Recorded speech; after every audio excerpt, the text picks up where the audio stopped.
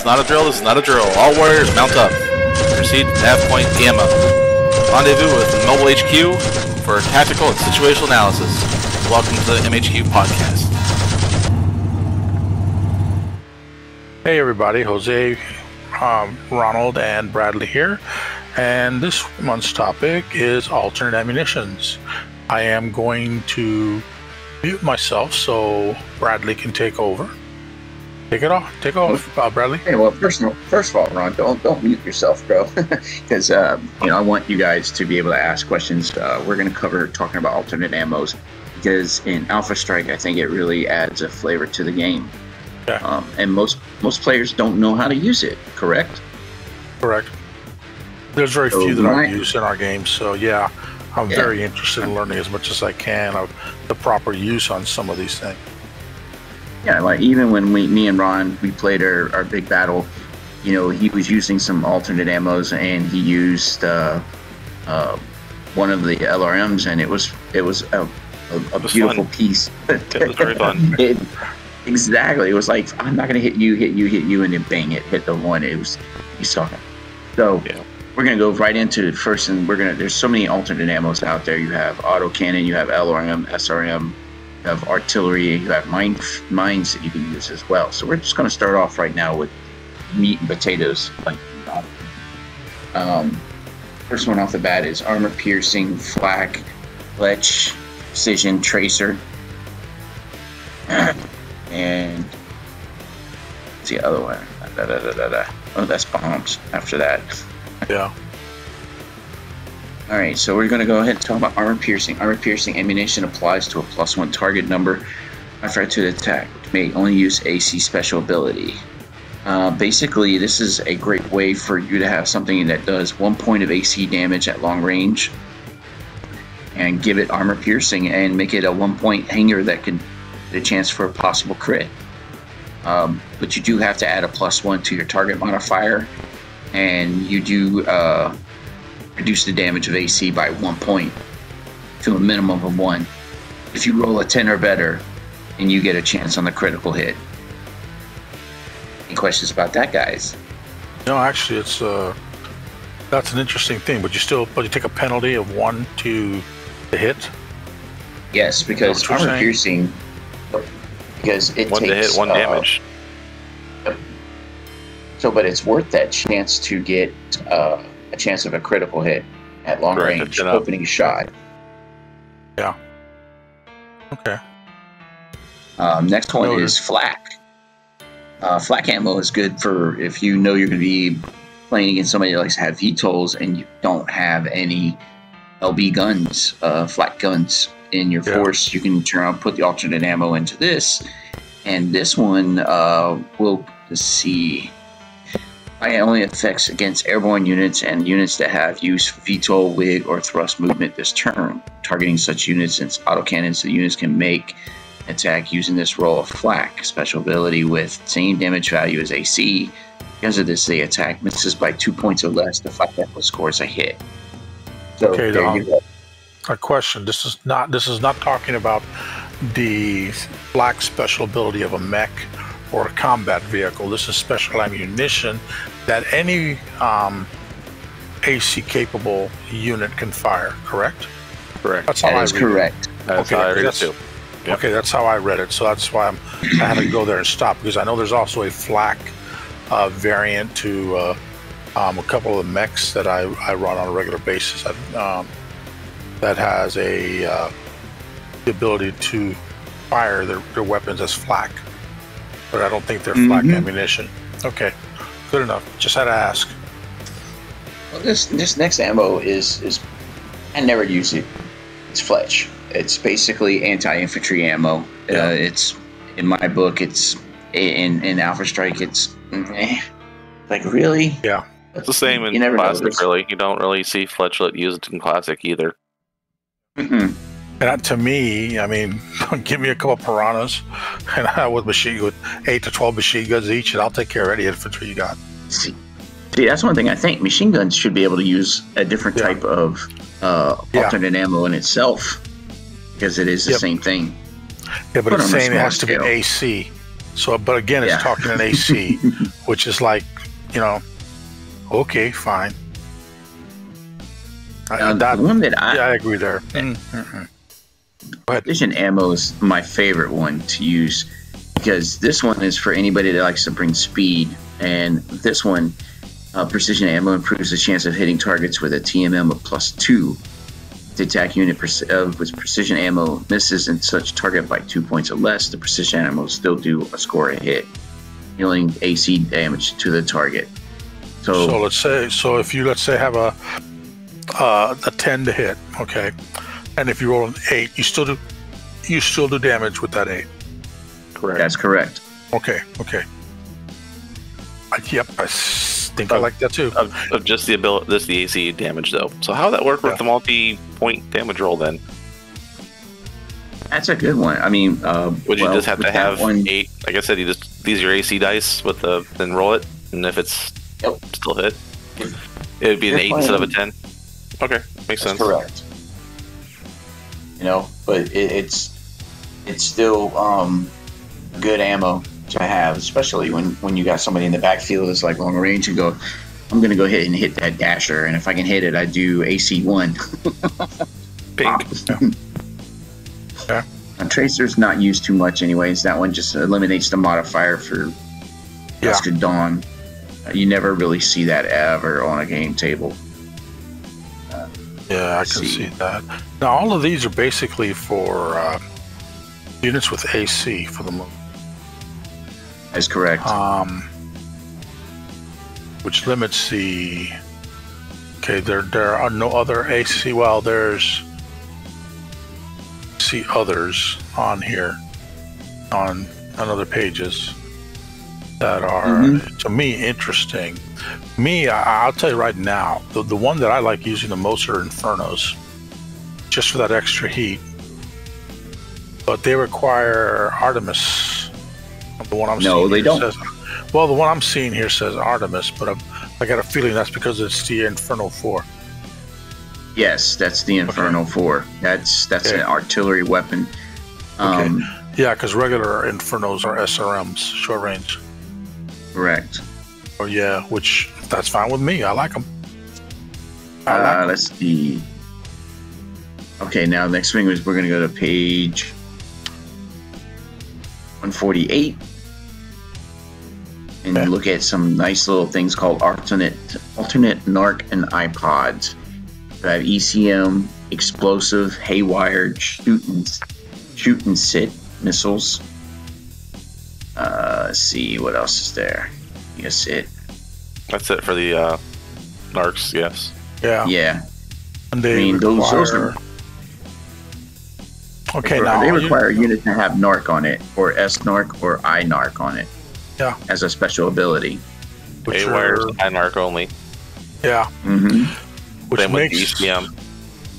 Yeah, which very few that I've seen have. Snark, I see that all the time. I've started to notice that in Classic I didn't use NARC pods, because in Classic you could just take the mech and take its good arm and just go, oh, there's the pod, rip it off and throw it away. In Alpha Strike you can't do that. So that's like an automatic +1 damage. You just triggered a question for me, Bradley. All right. Let's say I have an SRM carrier, 4 SRM carriers here defending my command post and my mobile headquarters, my other non-combat vehicles. And they're just back there for one thing only, to make sure your forces don't get to them. Is there a percentage that I can put Infernos in, or do I replace everything with Infernos that they have? In Alpha Strike, how does that work? Well, let's see. Like, for sake of argument, with the SRM capability, it does 6 points of damage. So, I understand. No, I understand that. But how many can I load all my missiles as SRM, as being Infernos, everything? Good. The problem with that is this: you can only deal a target 2 points of heat, so you really are wasting 4 points of damage. So I would but hold on. you could take that same SRM-6 carrier and target 2 different units and fire. I'm firing 2 Infernos here, 2 Infernos here, 1 point of extra damage here, and 1 point of extra damage there. And that's how you do it. Okay. That answers your question right there. Yeah, pretty much. Yeah, because I'm thinking of ways to defend. Well, wouldn't it be your eventually. for the carriers? Wouldn't it be your SRM value anyways for Alpha Strike? Because in Classic you could do that, but would Yes. you still split targets? So like I said, for Alpha Strike wise, you're just going to go by what the SRM value is. Yeah. You can only do 1 alternate ammo in SRM anyways. That's correct. Yeah. So, But I'm okay with that. I'm okay with that. So we're going into, let's see, you want to talk about LRMs and SRM capability. I think Right, that's so- we see more of that than we do and autocannons than we do DI NARC and SNARC and all that kind of stuff. So I think, yeah, we should really talk about LRM, SRM munitions, because there's quite a large selection of from anti-TSM warheads, deadfire missiles, heat seekers, infernos, listen kill warheads, magnetic pulse, mine clearance, NARC, semi-guided smoke, swarm, tandem, thunder. I mean, there's some serious capabilities there for any Alpha Strike game, I think. And I've seen you use the smoke to great advantage when we were watching the game between you and Ron. well, that was an add-on. That was add-ons, but I have used smoke rounds for artillery, and you can provide a cover to your force as it's advancing. You know, like if I wanted to, like in our game with Ron, I had the arrow batteries shooting, but I didn't take any arrow smoke. What I could have done was loaded one of those up with smoke from those and planted it right in front of his mechs, and he would have been blocked, not being able to see. You know, it's a great way to put a terrain so you can maneuver your force. It's like cover, but it's pretty freaking thick because it's a 6-inch effect. Yeah. For those missiles. But when we're talking about LRMs and SRMs, these are definitely a lot of any missile boat is going to have these from dead fire, heat seekers, magnetic pulses, mine clearance. You got Inferno, you got NARC, and you got heat seekers. These are definitely the ones I like. Listening kills. Let's see. All right, first one we're going to talk about is, well, listening kills not too much. It's technically never even really used because that's only applies to the timeline between 3037 and 3039. That's it. After that, it's nullified. It's like, why have those rules? Kind of like, yeah, I get it. But I think Infernos are definitely something that goes through the ages.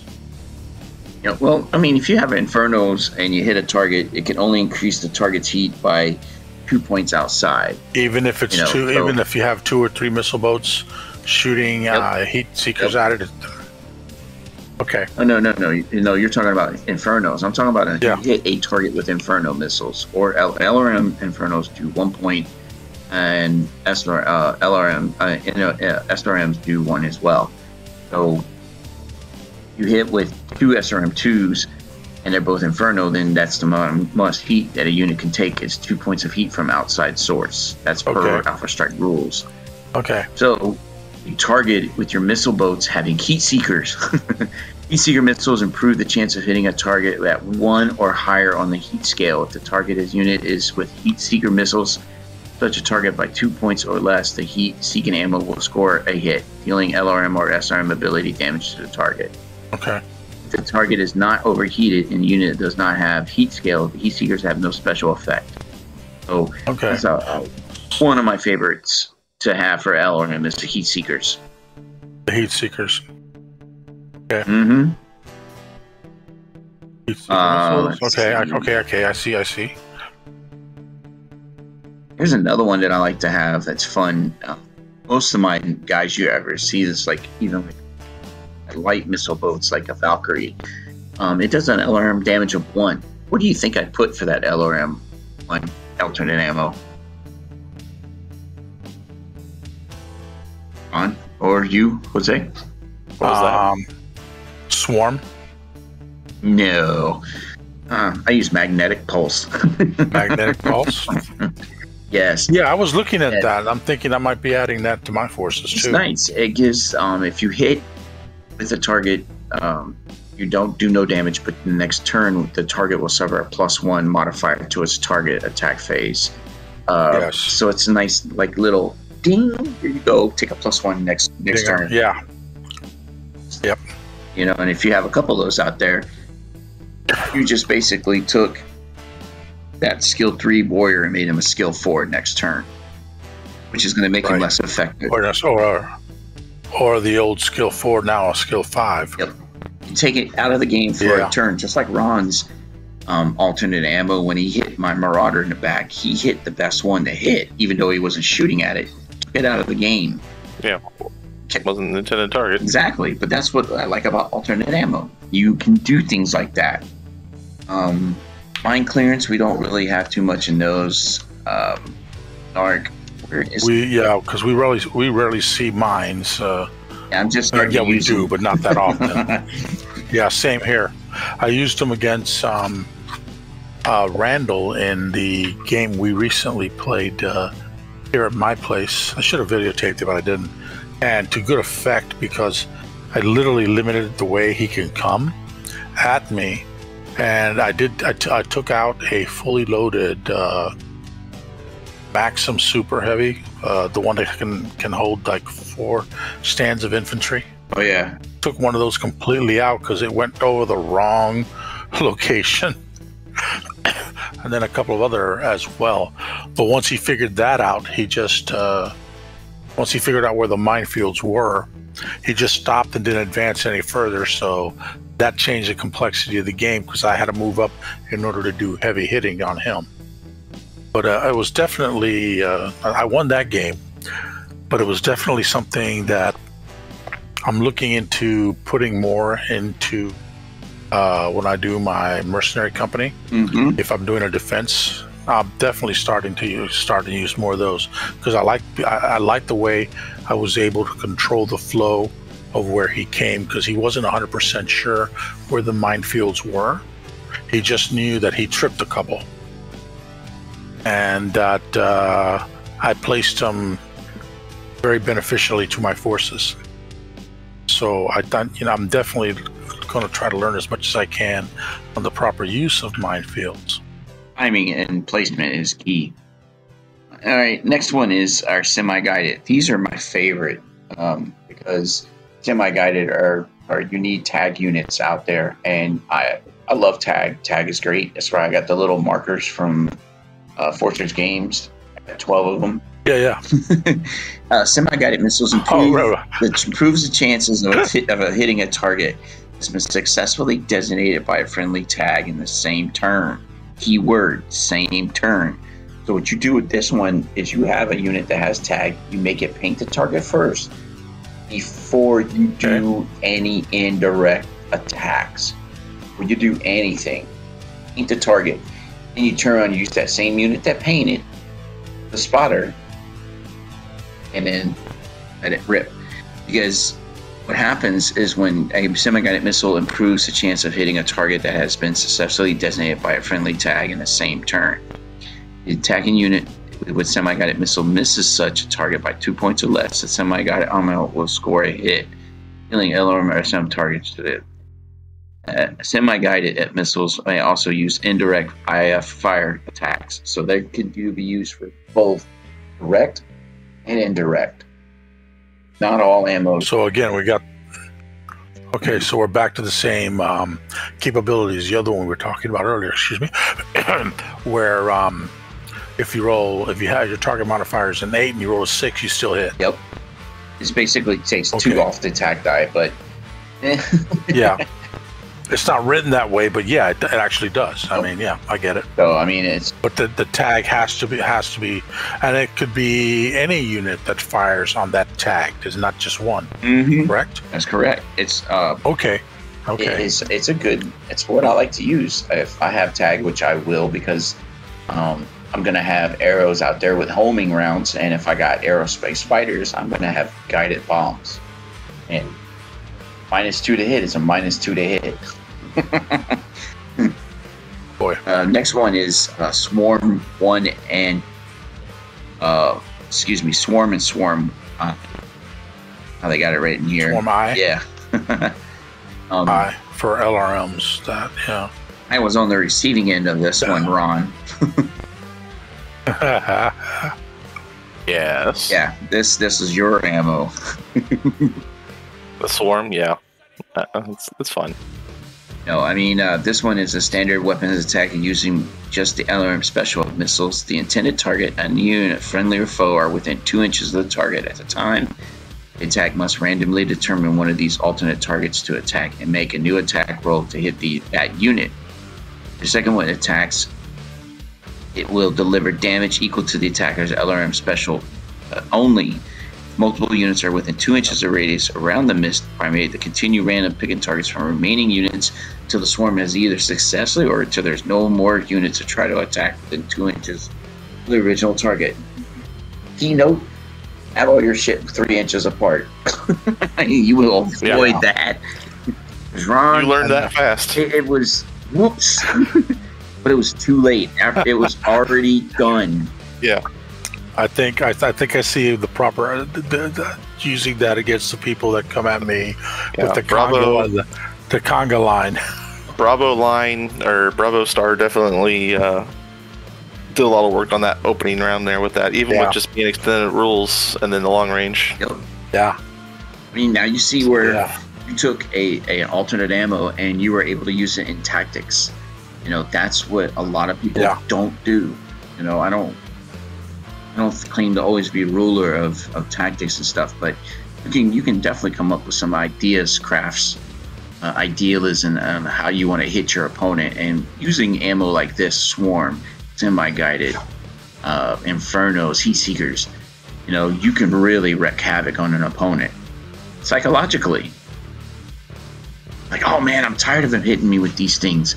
Every time I turn around, one of these new Pop-Tarts come out. I think you got tired of it. You know, it's like, oh no, we're not doing that again. You know, so I mean, so you got to use these alternate ammos with the willingness to learn from it and have some fun. Another one of my favorites are the tandem charge SRMs. These are fun. When you get close to me, I like to punch you, and these punch real hard. As long as the target of a tandem charge missile attack is a protomech vehicle, these missiles apply no special target number modifier or damage modifiers upon successful attack against these units. In addition to the damage delivered, the attacker rolls 2d6.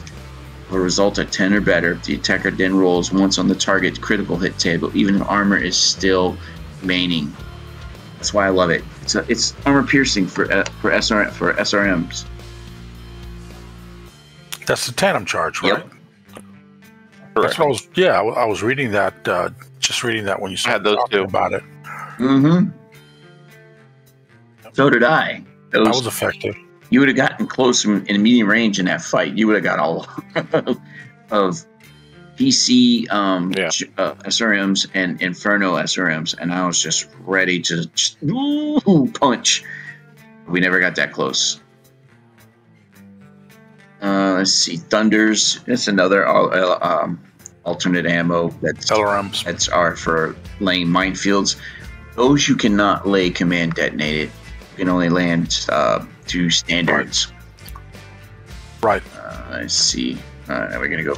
But that's still pretty good. Mm-hmm. Because it's still, again, denying an opponent an opportunity. And I have actually seen that done in Classic, where I've seen that done in Classic, where the mechs fired Thunder, and just plastered, targeting the areas around wherever there was a gap in the old Classic paper maps, and totally take control of the game by doing that. It was used against me, my clan forces, against a guy at Armada Games recently, about 3 months ago, and that was like an eye opener. I wasn't sure. When it comes to Classic, I'm not necessarily 100% sure how the rules are played, but I trust this individual because he teaches people Classic at Armada, and he taught me a lesson. I'll tell you what. Well, you know, if a player doesn't, you know, that's another topic for some other day, you know, about somebody doing that. But I don't, as long as somebody's being honest, and you can make mistakes, you know, in a game. Yeah. And as long as you always have the trusty rule book handy, you can eliminate any issues, really. Yeah.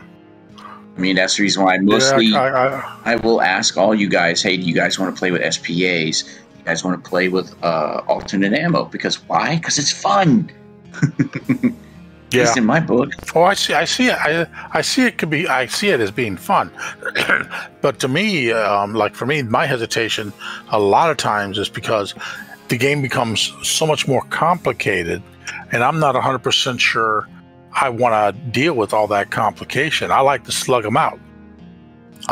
See, but that's where. But then again, Randall came out with those little cards that you can print off, and you can have as like a little reminder note, like a sticky note. Yeah.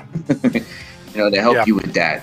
Oh, I saw those. I also like the Alpha Strike cards that have come out with the latest version of the Alpha Strikes. The Alpha Strike box, the $80 box with the counter box. Yeah, it has all that information on there. Yeah. It brings those. There's not a lot of cards. It doesn't have everything. No, it's got the big reference card, which gives you the page to look at, which is nice. Yeah. Just the key factors and stuff like that. Yeah, me and Bradley played with SPAs and alternate ammo. It was my first time actually doing it in Alpha Strike. I've done it in Classic and stuff like that. It's really just having your cheat sheets and organization. It doesn't slow the game down if you have your cheat sheets and organization. If you kind of have an understanding where just to go real fast for a quick reference, it doesn't slow the game down because the rules don't change. It's the same thing. Like I knew how the swarms worked just by reading the passages. I'm like, okay, and that's why I said keep rolling, Bradley, because he got these 4 mechs within 2 inches of each other. You know, and then the only thing that was kind of confusing was for a little bit was the tandem charges because they work differently in Classic than they do Alpha Strike. So that the difference was minute there. But it as a new player playing with those stuff like that, start off small, like do maybe one for just do an alpha, you know, do an autocannon, get the feel for it, and then just go from there. It's just keeping things straight and organized, and that's where the bogging gets down if you don't keep it organized and you don't keep it straight, because then you're like, oh, well, I don't know. Well, get yourself a cheat sheet like Bradley was talking about. It's right there to use it, and then you can just reference it real fast, and then it's going to take you 2 seconds to glance at it and go, oh, that's right, I need to add +1 because I'm using precision ammo or whatever it is, you know, or piercing ammo. Well, I've since done that. My problem's been the fact that I saw Bradley and you do the same. You kept your units on a single sheet of paper. Correct. I had my stars broken. I had my stars broken down. My Alpha Command, and then that was where my Galaxy Commander was part of. And then I had my Alpha Supernova, Bravo Supernova, Charlie Supernova, and then of course the Delta Supernova. I was able to keep it tracked because they were all on one sheet. That had all my mechs on one sheet and all the elementals and battle armor all together on those sheets, and that was that particular battle force group. So I knew, looking at my sheet, if Bradley said he's going to fire at this Warhammer, okay, that's Bravo Star. Here's my Bravo sheet. There's my Warhammer. Bam. Okay, yeah. No, I've done that for a few games, especially the big game me and Bradley played, 48 mechs on 48 mechs. That's what you just got to do. It's organization, and it's not going to slow you down. It's going to slow you down at first, but remember, just keep yourself organized, have your cheat sheet, and you're learning something new with somebody else, or you're just with somebody experienced player. The experienced player is not going to take a mile as long as you just have to sit there and go, oh, let me look at my sheet. They're not going to sit there and say you can't do it. They're going to get upset, though, if you don't do it, and then you're flipping through pages, because that does slow the game down. Just keep yourself organized. Okay, no problem there. No, what I've been doing lately, and especially in the campaign games, if I'm using SPA skills, I'll print out a sheet with just those SPA skills alone on it, and I'll put on the cards what SPA skills that particular pilot has, on that mech, and that seems to be working for the most part. I'm also putting on a separate sheet what my objectives for the mission is, so I remember to stay on target for the mission, because that cost me against Connor when I played him, and that's why, literally speaking, I lost my entire offensive force to Connor's clan Ghost Bear force. But yeah, you win some, you lose some. I'm rebuilding the Azul Dragon Swords. They're coming in a little lighter than they were against Connor, but there'll be a full company of mechs this time, not 10 mechs. That I want to put out. It'll be fun. You want to learn how to use alternate ammo and use these SPA skills. You have the perfect tool, and I am grateful that Catalytic Labs came out with the AI system. Anytime that I'm on the net, yes, for aces, I love it. I encourage players that don't know rules, who don't know how to use these alternate ammos, that don't know how to make the SPA systems work. Make a small army, make 5-on-4, whatever piece, and take the opposition force, and then take and make your units with these systems. So that way you learn the core rules, learn how they work, and you can start formulating ideas on how to implicate these weapon systems to use to an advantage in a game. Because that's the majority where my games come from, is the fact that I know these alternate ammos. I know how to match them with, like, an archer. It's going to have semi-guided LRMs, and then it's also going to have, for its SPA, he's going to have clusters, cluster hit, and sandblaster. So he's going to do a lot of damage, and he's going to hit a lot. I mean, you could do use the AI systems for doing those kind of things. Yeah, well, I have those cards, and I have tried it just to try out the system. I do like it, but I've also found that if you have a preference for force to win, you might cheat a little bit along that goes line. against the first rule. Because I've actually seen people. I know that's against the first rule, but I've seen people try their forces out at Armada using that system, and I see the same thing over and over and over again, where they're trying to find the shortcut and to beat the system. And I played 3 games with Clan Wolf versus my Kirito forces on a regular basis here. I played 3 different scenarios, and I played on the Alpha Strike map, and I played on a classic map, and I found the classic map to be more dangerous in that system. But it's actually quite interesting, and I might just do that over the next couple of weekends and see about individual units in my force, how they operate. You guys just, in my new if any of you guys are sitting back like, hey, I want to make an AR army, send me your list, and I'll send you an army to fight. You send me what mechs you got that you want to play test. Like, hey, I got a perfect anti-clan army built, or I've got this new idea and tactic I want to try. Well, here, Brad, here's a list of some of my mechs that I got that I want to use for Op Force for the AI. And tell me your tech error, and then I'll build an army. And it won't be ridiculous. It'll be an army that will be pretty hard to beat. Because if you want to cheat, yes, you can cheat in the game. But if you're there to learn from this system, this is why I like it. It's a great tool.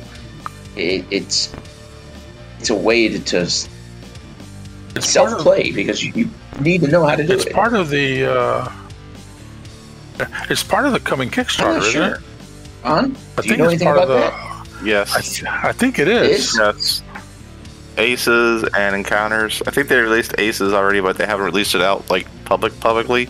It was a beta test type thing, I still think. Yeah, they're still testing it. But it is coming for the Kickstarter stuff, I believe. And I think Encounters is also, which is the dice rolling one, push your luck dice rolling game. Yeah. And I definitely picked up that the Encounters portion, and I think the Aces portion. I think the Aces comes with the box. Interesting. No, I think it was an add-on. An add-on? Okay. I think it was an add-on or a stretch goal that was unlocked for one of the pledge levels. It's been a while. I love it, man. I can't tell you enough. Like, if like you were in some situation where like, dang it, I didn't have anything to goof off, and I got a couple hours. Shoot, just pop in a few mechs, and there you go. Play it out. See how it plays. And yep. You want to try tactics and strategy. I will say this. My first impression of Aces was, wow. It was almost mindset of picking my brain on what to do with units. I'm not lying. Go to cover. Get in cover. Put much cover between you and the target. Stay at medium range to this. It was almost like they went and looked at my brain and went, tactics, Brad. Pulled it out. So if you play the units as they're intended in this game, you will have a match in Aces. You'll be playing yourself and beating yourself. Yeah. But you'll learn from yourself. Well, I beat myself twice and only won once, so I must be doing something right. I guess. I don't know. I don't know. To me, it was fun the first 2 times, and the third time, it wasn't that the AI beat me, is that I beat myself, because I would go to one side of the table, then go to the other side of the table, and take a look from the point of view of the person attacking from that side of the table, and I was able on the third time to defeat the force. The alt force defeat the main force that I was testing. Not necessarily with ease, but definitely I put a hurt on it. I think I had 2 units on, because we were playing with withdrawal. Get down to half your internal, you withdraw, retreat off the field, and I definitely was able to dominate the field once I had 2 of his mechs in retreat, which I find that's usually a good win strategy in most games, even in our campaign games. If you can get a couple of the other opponent's mechs, especially the assaults or the heavies, to start walking backwards, you're doing yourself a favor. And I've seen some alternate ammos on here that might just help me do so. You can put 2 and 2 together and figure it out, man. That's for sure. Yeah. And Bradley, thanks for bringing the topic up. I do think more people should start playing ultimate ammos, and I'm going to start looking through this book and see what fits best with my mercenary force and with my clan wolf, 4th wolf card. Yeah, you definitely got 6 months. Definitely sit down and pull the cards out. Go on the website on our central page and pull up those tabs for the alternate ammo. Print them off, cut them out. Now you have it. It's a quick reference. Oh, I have them. I just there. Yeah, I have the document. So yeah, I'll be doing that. Yeah, because I can't stress it enough that more that players get out there and use these things, the more they're going to learn how to, what I say is alpha striking somebody. And alternate ammo SPA skills is part of the game, and I'm all for it. Teaching anybody who wants to learn it, and say, hey, I want to do this, and I want to learn how these SPA skills work. And I'll have the player ask me, well, what do you think about this and this and this and this? And I'm like, well, this one's all right. And maybe we'll talk about that on our next podcast, SPA skills. Yeah. And I want to tell everybody here listening, Bradley's one of the more hardcore players that we have, but he's also a good teacher, because he will do a post-match and tell you where he thinks you went wrong. And if you pay attention to what he says, you're going to figure out that he probably nailed it right on the head. For instance, in a campaign game recently, I had 2 choices of 2 targets to land my dropship on and to reinforce, and I reinforced the wrong force. I reinforced an attack on a Star League site instead of a ruins out in the outskirts, where I should have landed the force. that would have definitely delayed his ability, and I probably would have been able to take out one, if not both, of his drop ships with that force that I had landed elsewhere. So it was a matter of choices at that point in time. And the more I thought about it, the more I was thinking Bradley was right. I went the wrong way. And honestly, in Connors, I also went the wrong way in the game against Connor.